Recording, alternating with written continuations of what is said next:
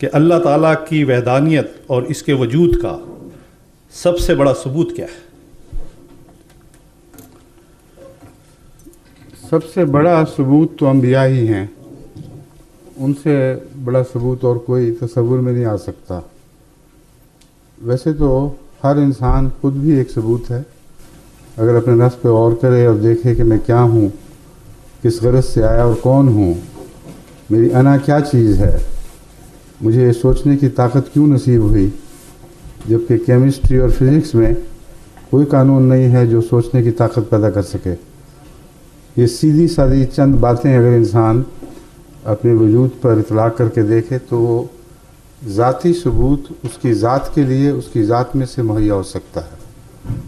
مگر جب آپ سب سے بڑا ثبوت کہتے ہیں تو مراد یہ ہے جو سب دنیا کے سامنے علی الرغم پیش کیا جا سکے، مخالفت کے باوجود ان کے مقابل پر رکھا جا سکے، وہ ثبوت سب سے بڑا انبیاء کا وجود ہے۔ اس کے بہت سے پہلو ہیں، اگر سارا مضمون بیان کیا جائے تو پھر ایک ہی سوال اس پہ لگ جائے گا، مگر چند اہم نکات میں آپ کے سامنے رکھتا ہوں تاکہ اسے محض دعویٰ نہ سمجھا جائے بلکہ ایک حقیقت کے طور پر پیش کرنے والا غیروں کے سامنے پیش کر سکے۔ جتنے معروف انبیاء ہیں جن کی تاریخ محفوظ ہے، ان کے دعوے سے پہلے کی زندگی میں ایک بھی جھوٹ ثابت نہیں، اور ایک بھی جھوٹ کا الزام ثابت نہیں۔ ان کے دعوے سے پہلے کی زندگی میں بچپن سے لے کر دعوے تک، جو اکثر بھرپور جوانی گزرنے کے بعد ہوتا ہے، کوئی ایک بھی داغ ان کی عصمت پر، ان کی پاکیزگی پر غیروں نے بھی نہیں لگایا۔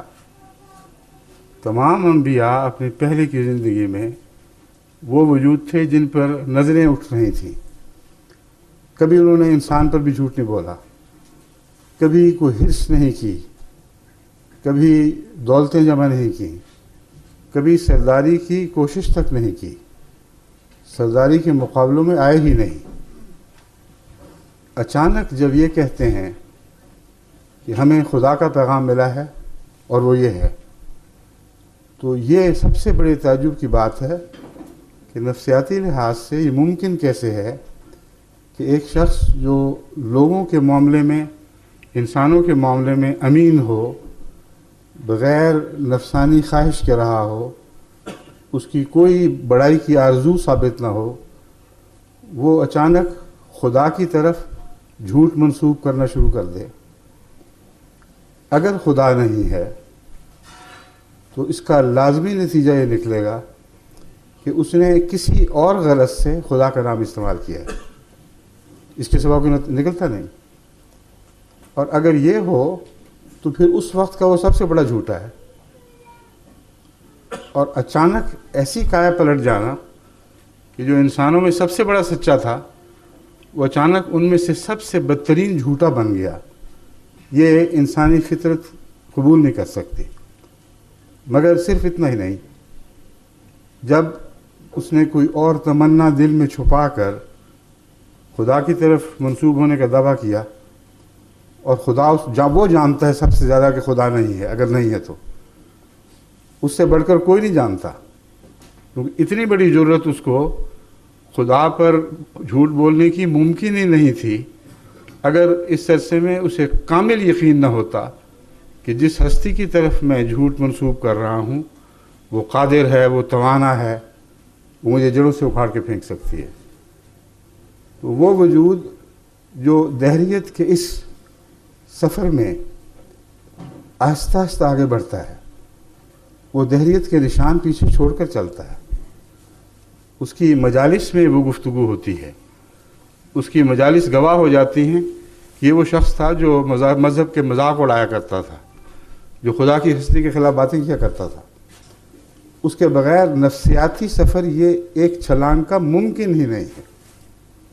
کوئی شخص دعویٰ دار ہے تو اس کو اپنی عقل کا امتحان لینا چاہیے، یہ کیسے ہو سکتا ہے کہ وہ شخص دہریہ بنے اور اچانک بنے، اور دہریہ بھی اس درجے کا کہ اس ساری سوسائٹی میں اس جیسا کوئی دہریہ نہ ہو، اور بڑی جرت سے پھر ایک فرضی نام کے اوپر اپنی بڑائی کی خاطر ایک دعویٰ پیش کر دے. یہ دوسرا سوال ہے. تیسرا سوال یہ ہے کہ جب وہ کر دے تو جس بڑائی کی خاطر کیا تھا اسی بڑائی کو اپنے ہاتھوں سے اسی بڑائی کا اپنے ہاتھوں سے قلقامہ کر دے, اس کے امکانات کی بیخ نہیں کر دے. کیونکہ جب وہ دعویٰ کرتا ہے اور یہ مسلمہ تاریخ انبیاء کی, تو اس کے اپنے بھی اس کو چھوڑ دیتے ہیں, اس کے دوست بھی دشمن ہو جاتے ہیں, اس کا اپنا خاندان اس کے خون کا پیاسا ہو جاتا ہے. یہ بات درست ہے اور خطی ہے. تو پھر جس مقصد کی خاطر اس نے دعویٰ کیا تھا اس مقصد کو اپنے ہاتھ سے اس نے پارا پارا کر دیا. پھر سوچتا, فکر کرتا کہ خام خواہ ایک مصیبت لے بیٹھا. آج کے زمانے کے سیاستدانوں سے نہ صحیح اس زمانے کے سیاستدانوں سے سبق لے لیتا کہ ایک بیان دے کر جب متوقع رد عمل نہیں نکلا تو توبہ توب کر کے واپس جاتا کہ نہیں میرا تو مطلب ہی تم نہیں سمجھے. میں نے کب کہا تھا کہ مجھے خدا نے کچھ بنایا ہے اور خدا نے مجھے ایک مقصد کے لیے کھڑا کیا ہے. اکیلا ساری سوسائٹی کے خلاف اپنوں کو غیر ہوتے ہوئے دیکھتے ہوئے, غیروں کو اور بڑھ کر دشمن بنتا ہوئے دیکھتے ہوئے اس دعوے پہ قائم رہتا ہے. کون سا سہارا ہے جو اس کڑے وقت میں اس کا ساتھ دیتا ہے؟ اگر یقین نہ ہو کہ خدا ہے تو یہ ممکن نہیں ہے کہ وہ یہ کردار ادا کر سکے. پھر دعوے یہ کرتا ہے کہ میں ایک رہ گیا ہوں بس اور میرا خدا میرے ساتھ ہے. تم زور لگاؤ, ساری طاقتیں استعمال کر لو, تم مجھے مٹا نہیں سکو گے. اور یہی ہوتا ہے. اس مضمون کو آگے بڑھائیں تو آپ حیران رہ جائیں گے کہ کوئی معقول انسان ادنا سے بھی عقل رکھتا ہو تو نبی کے دعوی ایمان باللہ پر وہ کوئی آنچ نہیں لا سکتا, کوئی حرف نہیں رکھ سکتا. ہر قسم کی شکوک سے بالا دعویٰ ہے. اور سارے عالم اسلام, عالم مذہب میں, اس کی ساری تاریخ میں یکساں چسپاں ہو رہا ہے. آدم سے لے کر نوح تک پہنچے, نوح کے بعد ابراہیم کی باری آئے گی, ابراہیم سے باقی انبیاء چھوڑتے ہوئے اب موسیٰ پہ آ جائیں, عیسیٰ پہ چلے جائیں. درمیان کے انبیاء, جتنے بھی درمیان کے انبیاء گزرے ہیں, اگر ان کو بھی نام ذہن میں رکھ لیں تو ایک مسلسل تاریخ ہے. انسان کی تہذیب کی تاریخ کے ساتھ ساتھ مسلسل پہلو بہ پہلو چل رہی ہے اور قطعی ہے. اس میں آپ کوئی تبدیلی نہیں دیکھیں گے. اور پھر دنیا کی ہر جگہ یہی بات ہوئی ہے. ہندوستان میں آئیں تو کرشنا کا وجود ہمیں نظر آتا ہے. سارے مقابلوں کے باوجود اس کرشنا کی بات نہیں کر رہا جس کو ہندو خدا سمجھتے ہیں. اس کرشنا کی بات کر رہا ہوں جس کے متعلق ایک حدیث میں آتا ہے کہ کان فی الہند نبی, ہند میں بھی ایک نبی تھا, اسمہ کاہن, اس کا نام کاہن تھا. اور کرشن کنہیا اور کاہن یہ وہی نام ہے دراصل جو مختلف تلفظات کے ساتھ ادا کیے جاتے ہیں. تو اس بحث کو چھوڑیں, میں جو بات کر رہا ہوں مسلمانوں کے لیے اس کے سوا چارہ نہیں کہ ہندوستان میں کسی نبی کا وجود تسلیم کریں. اگر وہ کہیں کرشن نہیں تھا تو دکھائیں پھر اور کون تھا. کیونکہ قرآن کہتا ہے کہ ہر دنیا کے ہر حصے میں, ساری دنیا کے ہر حصے میں ہم نے نبی بھیجے ہیں, ہر زمانے میں بھیجے ہیں. تو اس پہلو سے ہندوستان کی تاریخ بھی گواہ بن جاتی ہے. ایک ادنا بھی تزلزل نہیں دکھایا باوجود اس کے کہ ان کے مقابل پر بہت بڑی طاقتیں جمع ہو گئی تھی. پھر حضرت زرتشت کی تاریخ لیں, پھر حضرت کنفیوشس کی تاریخ لیں. دنیا میں جتنی بڑی بڑی قومیں مذہب کے نام پر قائم ہوئیں اور آج تک زندہ ہیں اور مضبوطی سے دنیا میں مستحکم ہو چکی ہیں, ان سب کی ایک ہی تاریخ ہے جو دہرائی جا رہی ہے. تو ایک کا انہوں نے کب کیا تھا؟ یہ تو ایک دوسرے سے ملے بھی نہیں تھے, ان کے زمانے جدا جدا تھے, ملک الگ الگ.